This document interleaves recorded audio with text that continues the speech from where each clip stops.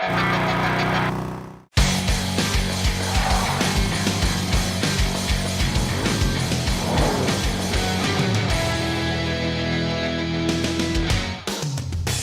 Overdrive this week, a brand new 7-seater SUV from Volkswagen stable in India, the Volkswagen Tayron R-Line. A blockbuster SUV from Renault stable is back in India, and we check out the all-new Mercedes-Benz S-Class for this year after its new updates. Hello and welcome to Overdrive. I am Soini Dutt. Volkswagen has brought in a new 3-row SUV in India, which is a perfect blend of 7-seater practicality with sporty intent. Now, this SUV is a great mix in terms of practicality as well as driving flair. Let's find out more about the Volkswagen Tayron R-Line.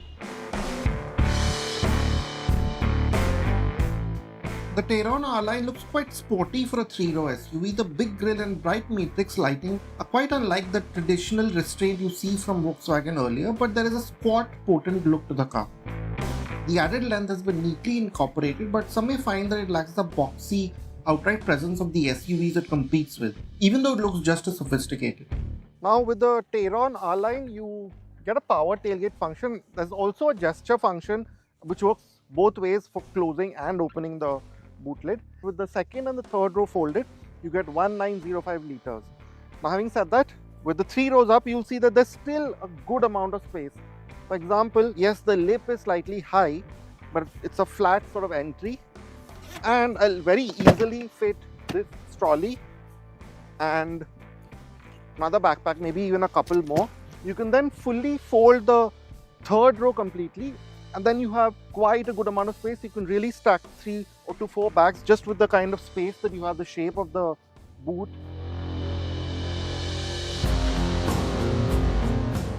Now when you first step into the Volkswagen Tayron R-Line, a lot of it will be familiar if you know of the Tiguan R-Line. You notice this with the discrete R badges, the suede that has been liberally used with the contrast stitching and the perforations on the steering and the sporty seat design. As expected, feels of a great quality. Most surfaces are soft, and you have that solid feeling you expect from a VW. Even the door pockets have a felt lining, which is becoming quite rare these days. The screen is the center of attention, the way it's angled to you slightly. This 15-inch screen, it kind of gives you that sporty kind of driver-focused feel. The rest of the car is quite well finished, and I really like how these combi switches, especially this new stock for the gear selector, is quite intuitive, and you have all the wiper and light controls here. They're very easy to get used to, and thankfully there are no capacitive touch panels on the steering wheel. The rest of the car doesn't have too many buttons. Now you have this roller knob which feels quite tactile to use, and you also control the volume and the drive modes through here, but all the other functions are in this screen, which on the move can be a bit difficult to use. The 10.25-inch driver's display is well thought out and comes with quite a few layout options. It will also show you all the information you may need quite clearly. Another major way that the Tayron R-Line differentiates itself from the Tiguan is in the rear seat. To start with, the wheelbase itself is longer. It's 109 mm longer, so you now have 2789 mm. Now, yes, for this kind of money, you will get much larger cars, but given the footprint of the Tayron, there is enough space. So as you can see, I'm about 5'7", and to start with, I have decent headroom, especially with that quite coupe-like shape of the roof. I have decent headroom, and as you can see, I have enough space to tuck my feet into under the front seats, good enough thigh support, and the seats are quite supportive. They hold you in place, they have good thigh support. I can slide them a little bit to free up more space for the third row. I can also recline them, and you can get yourself into a fairly comfortable position. The second row is reasonably well equipped. You get sunshades, a rear climate zone, and enough charging ports and storage spaces. Now the Tayron is described as a 7-seater, but that third row is very strictly for children. The Tayron R-Line is powered by the familiar Volkswagen 2-litre petrol that makes 204 PS and 320 Nm paired with a 7-speed dual-clutch gearbox. There is all-wheel drive on offer as well. While the outputs maybe are not very different from, say, what the last gen Tiguan was, but we've seen this in the regular new gen Tiguan, we've seen this in the Kodiaq as well. This engine has become really quite drivable, so You always seem to have enough grunt. There is this energetic feel from the car all the times. The DCT is also up to the task. It can take a moment to downshift, but it's usually keeping you in the power band. The better low end torque masks some of its hesitation at low revs, but the S mode really ramps things up. It lets you hold engine speeds aggressively. You have quick, sharp shifts on the gearbox, fades away in the background, letting you make strong linear progress. With a 0 to 100 kmph time of 7.3 seconds, the Tayron R-Line is a fairly quick car. The body movements are controlled and linear for an SUV. There seems to be a good amount of grip on offer, and there is a fluid, agile feel around corners that gives you a good idea what the car is doing. Even the brakes feel progressive and easy to get used to. We don't have prices for the Volkswagen Tayron R-Line yet, but with it being locally assembled, we do hope VW manages to price it under Rs 50 lakh. At this price, the Tayron R-Line will make sense. Yes, it could have had a touch more of an SUV's presence and a more usable third row, but you have good tech and features on offer, a great driving experience, and a general sense that it's quite a driver-focused car that is fairly rare at this price point. Well, Volkswagen has started pre-bookings of the Tayron R-Line, so you can go and book that test drive and put in your money if you're interested in this SUV. We'll take a very quick break on the show, but don't go anywhere, because on the other side, we'll take you to the lap of luxury, the updated Mercedes-Benz S-Class.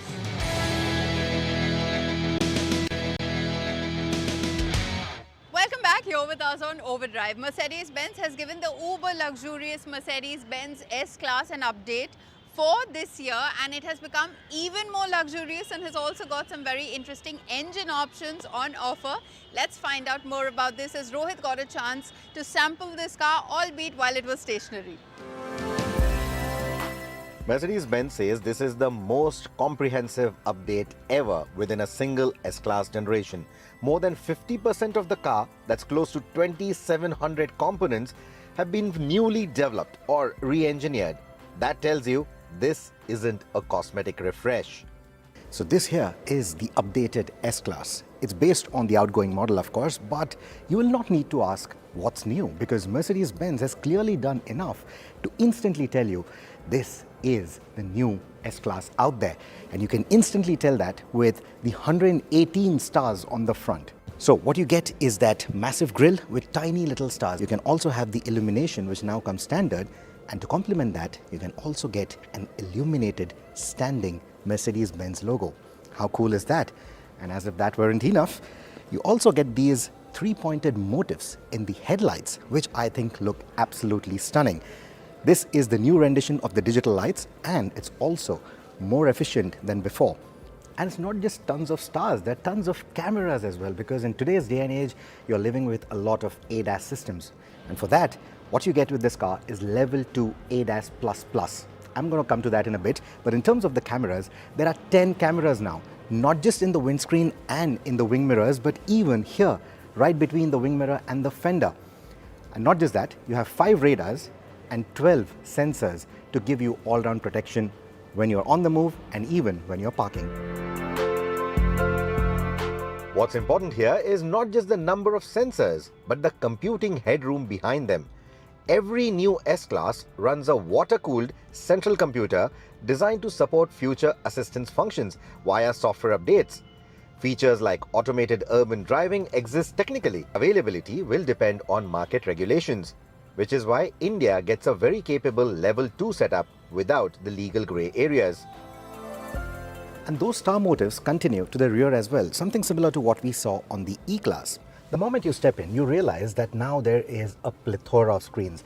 We got a foretaste of that with the EQS, but here the biggest change is that the massive vertical screen, the hyper screen from the outgoing S-Class, has made way for a horizontal screen. Why would they do that? Well, that's because video conferencing is again a very important app. In-car entertainment, again, a very important module. So for all of that, the 16:9 ratio works better. So even though we are doom scrolling on vertical screens, horizontal screens are still very important, and which is why they've moved back to that form factor. So what you get is a proper digital instrumentation, a massive digital infotainment screen, a touch screen right in the center, and even the front passenger gets their own screen like we've seen on some of the other Mercedes-Benz cars. Like the E-Class, you also get this conferencing camera on the dashboard.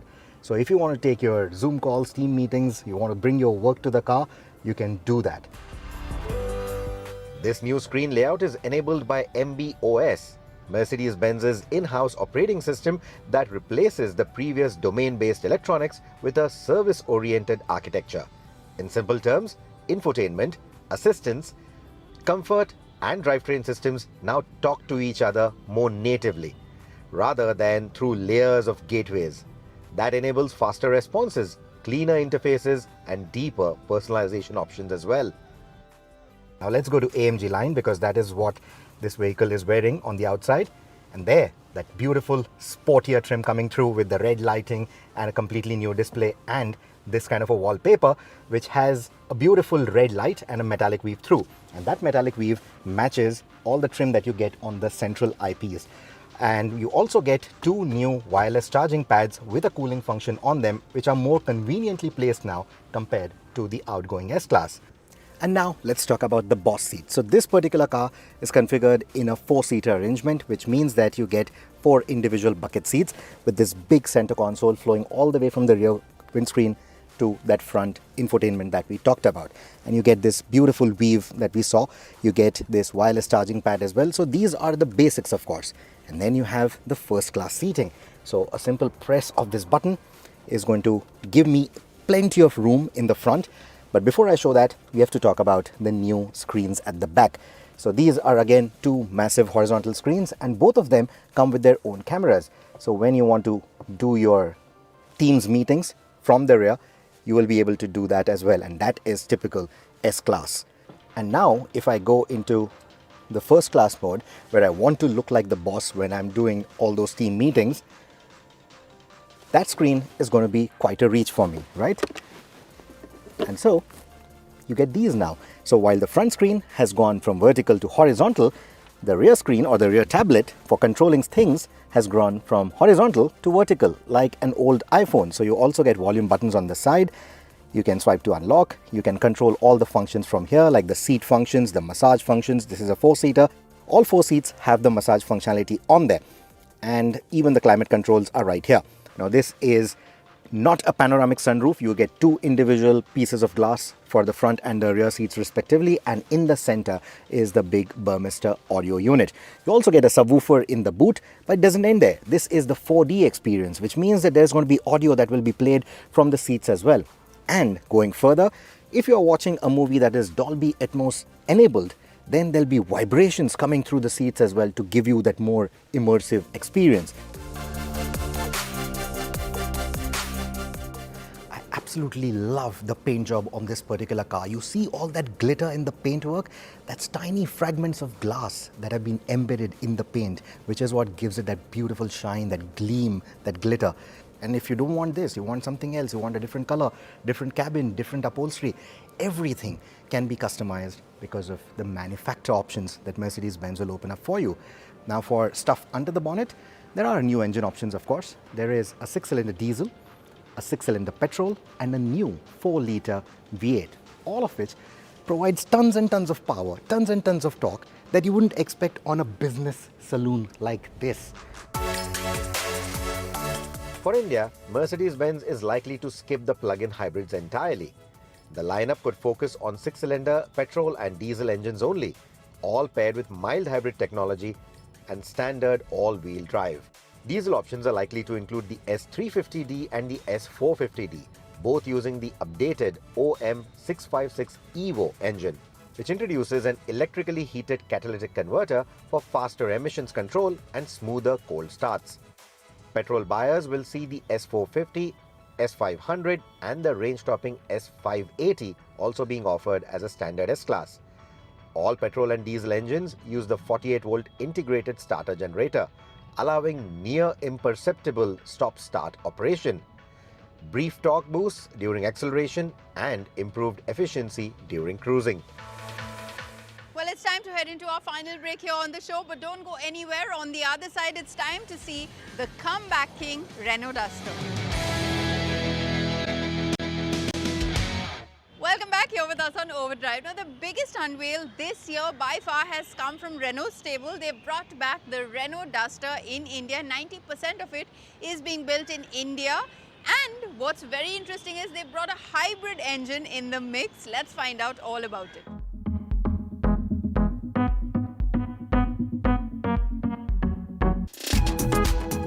All the craze that you see about mid-size SUVs was started by this car, the Renault Duster, and it's finally back after a very long wait, and this is what it's like.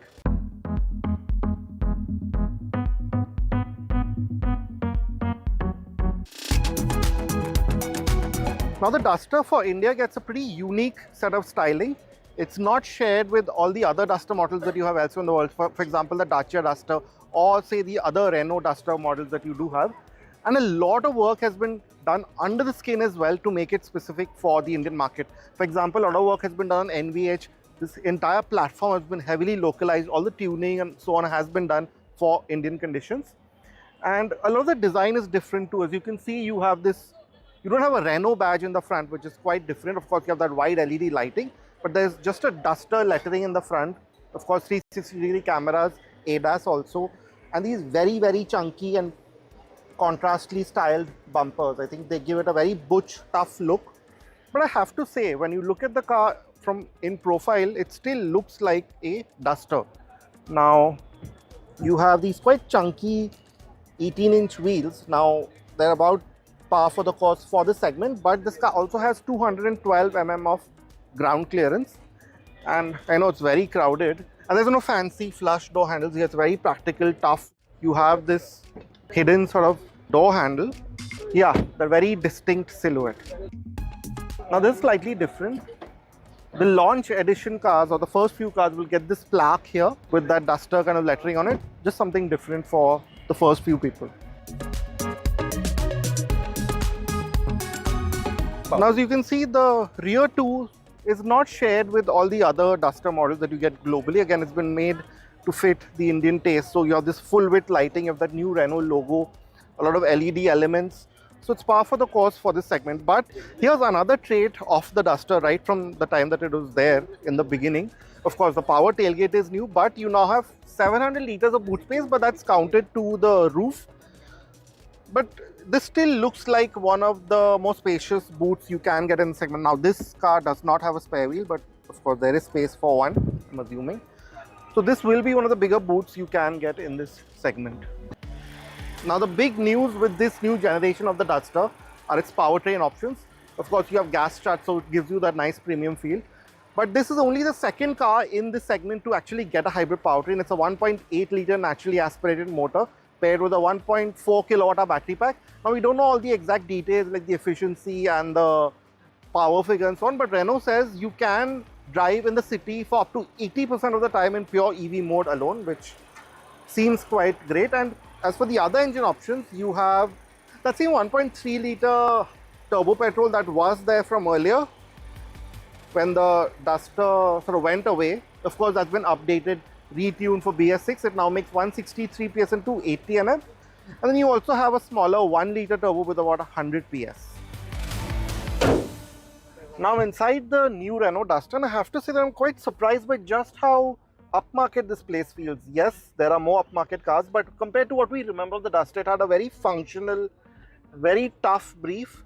So that feel kind of still remains, but it's become really quite modern and there's a good mix of materials. For example, of course, the first thing that we notice are these really big screens. I can't tell you the exact size of it, but I'm guessing this will be about 11 to 12 inches. That'll be about 10.25 inches.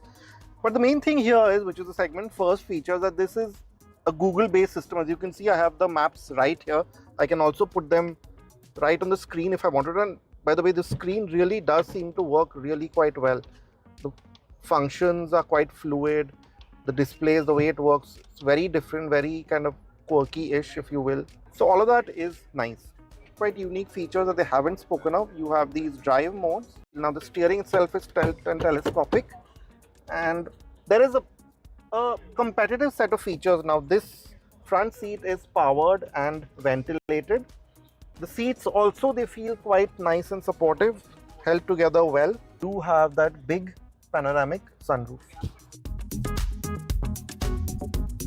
Now I'm sat in the back seat of the Renault Duster, and the seat is pushed quite further back, and I still have a decent amount of knee room and foot room. Now, I'll be honest, this is not the biggest car in the segment, at least in this very quick first impression. But it's comfortable and good enough for maybe your family of four. But there, as you'll notice, there's quite a hump here, which many cars in this space now sort of have gotten rid of. But you do get these two Type-C chargers and rear AC vents. And I have to say, otherwise, I have quite a good, at least for my height, quite a decent amount of headroom. There are no sunshades here, which is a bit of a miss. And as you'll notice, the windows don't roll down fully. But having said that, the seats, they're very comfortable, very supportive. They're the very typical European kind of firm cushioning that really holds you in place. Good thigh support. Also lean. I don't know if it reclines, but it has a decent lean angle in any case. So you will not be too uncomfortable. Now, thankfully, you get a third headrest and this kind of arrangement here. So very quickly, this is what the back seat of the Duster is like.